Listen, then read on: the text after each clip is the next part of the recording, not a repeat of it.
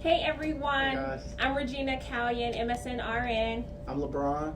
LeBron is not a nursing student, but I'm going to show you guys an easy way that you can make hand sanitizer at home. So everybody's talking about the coronavirus, and it's probably very hard to find hand sanitizer in your grocery store or your pharmacy, so you can make it at home. These are the ingredients we're going to use, LeBron, okay? Cool. All right, so we're going to use a 2-ingredient step.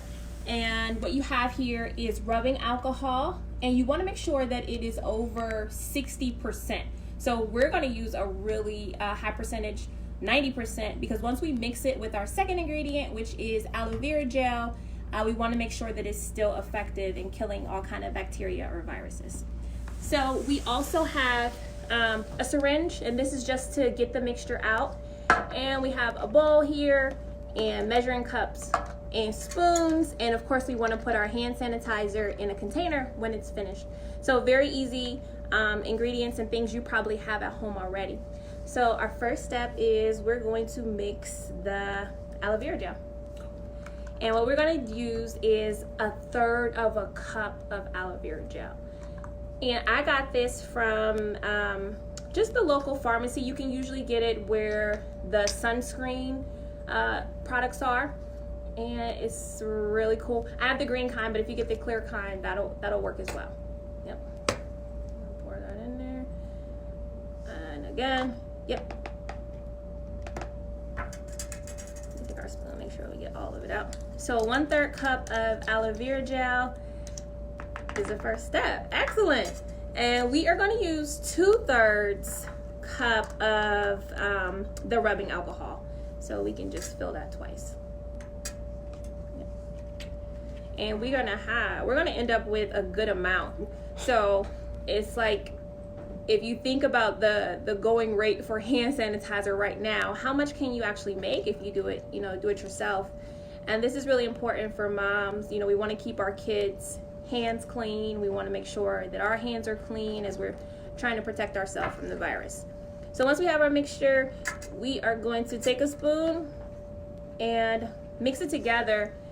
And you can see the consistency of the mixture can be a little thin, so if you want it to be thicker, depending on your preference, you just add more aloe vera gel to it.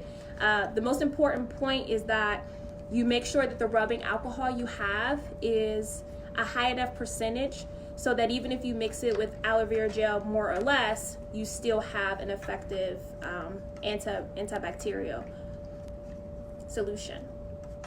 Okay. That's actually looking pretty good. So to get this out of here, we're going to use a syringe. This is, we call it like a Toomey syringe in the hospitals, but even if you have a smaller one, I ordered this one off of Amazon. I think it was like $3. So if you have this, you can use it to get out your mixture, to put it in another bottle. It's just the easy way to do it. Okay.